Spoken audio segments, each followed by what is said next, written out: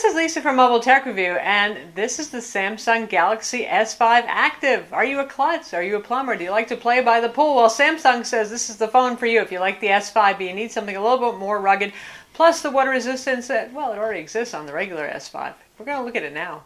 So this is the Samsung Galaxy S5 Active. With the S4, we saw an active model too, and that one truly offered a greater level of ruggedness over the regular S4, but it also had kind of not as good specs, so it was always a little bit of a bummer. Every time you get the rugged version of the phone, what is this? You don't get quite the processor or the screen or something like that.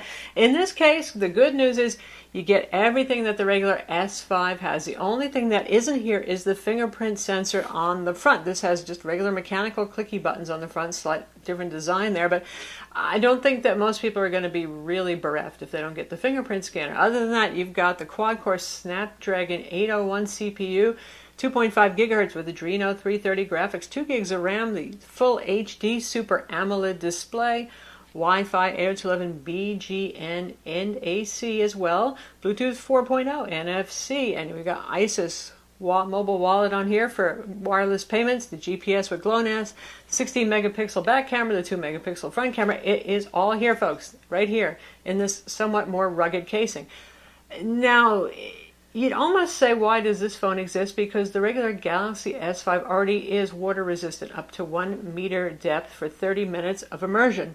This one is too, but this one is mil-spec 810G rugged for dust, and by the way, the Galaxy S5 also has dust resistance too, but for dust resistance and for shock and stuff like that, so you do that, you don't have to worry quite so much. Obviously, you could put a big old OtterBox on a Galaxy S5 regular phone too, and that will do the job to really increase the ruggedness of the phone, but it will be even more bulky in this. Notice, this really isn't much bigger, heavier. It's about an ounce heavier, 6 ounces, or ungainly as the regular S5, which I'll show you in a minute for comparison's sake. So there's the thing. You get something that's more sturdy, but it's not like a brick. For comparison, here's the regular Galaxy S5, obviously in black here together. So you're looking at just about around the same size. There's not too much of a difference in size there. In terms of thickness, the S5 Active is 0.35 inches, so it's a little bit thicker, but it's still not a fat phone either, really. And from the front version, both have the same Super AMOLED displays, and both have the same water resistance, so the same level of sealing, as it were, around the display. So, yeah, you see what I mean? It's not really a huge old chunky monkey compared to the regular S5. So the S5 Active is available in a variety of entertaining colors. Well, actually, this is the most entertaining. It's called camo green, camouflage green. So I'm actually sitting in the great state of Texas, where such a phone would probably be considered just awesome and chic. But just in case you don't like it as much, it's also available in kind of burgundy color or gray. Those are being more solid colors versus the pattern here that we have on the camouflage. We have a speaker grill right over here, so not so different from any other phone on the market. Again, same 16 megapixel camera here, same flash and heart rate monitor too, so we have all the health stuff going on here that we had on the regular S5.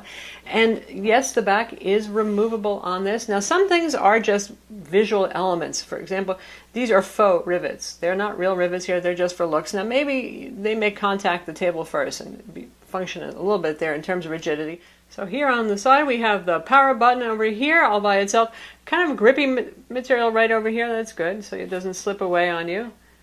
And on the bottom here we have our USB 2.0 port with a cover because, well, it has to keep water out of the internals.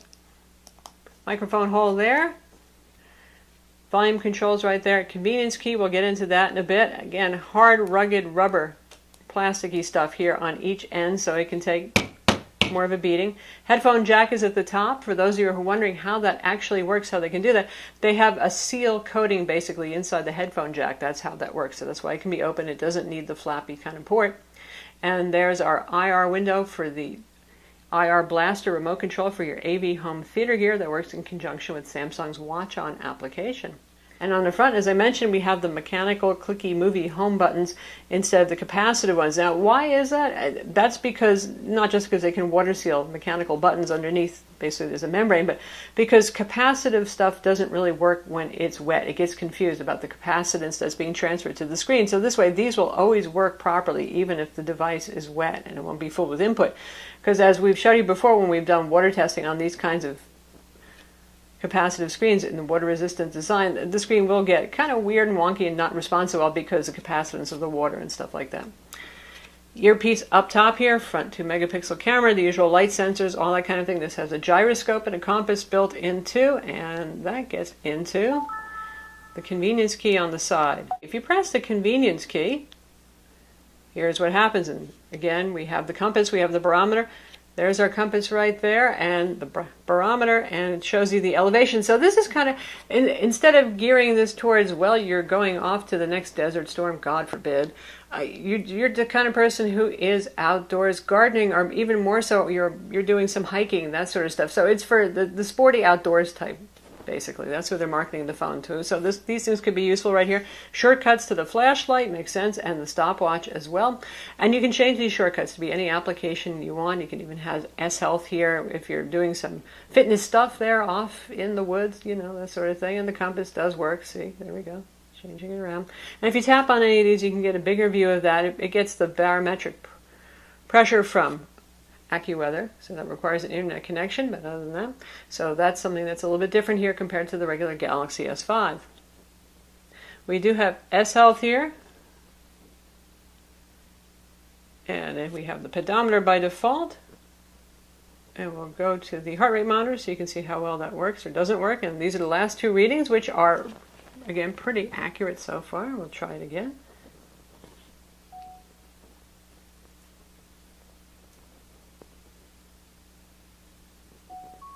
And there we go. Looking pretty healthy, there I am. So that's become a pretty reliable feature on this. So all the S Health features that you have on the regular S5, you have on the Active as well too. So that's why this is not really going to be a very long review. It is the same Samsung TouchWiz software. It's the same Android 4.4 KitKat. And being an at&T phone, you get at&T's selection of bloatware on here. That's not different from any other at&T Android phone that's available on the market currently. Now, in terms of synthetic benchmarks, it scores just where you would expect it to, having the Snapdragon CPU 8, again, the 801. So it's going to score like the Galaxy S5 and other top-tier Android phones. Quadrant, 24,385. On Antutu, 36,525, a fine number there. 3D Mark Ice Storm Unlimited test, 18,708.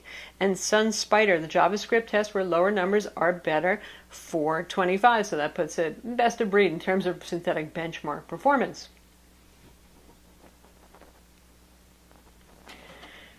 Even though this guy is rugged, that doesn't mean you can't open it up. You can actually remove the back. The nice thing is this is not as hard as it was on the S4 Active, where it was a well, not impossible, but kind of tedious to get all the little clips back in place, because this has to be seal tight, obviously, to protect the 2800 milliamp removable battery right there. That's our micro SIM card slot. Stacked on top is a micro SD card slot, so you can put your movies, your videos, all your files there, or use Samsung's Move Apps to SD card feature if you want to. And there, of course, down here is the actual speaker itself.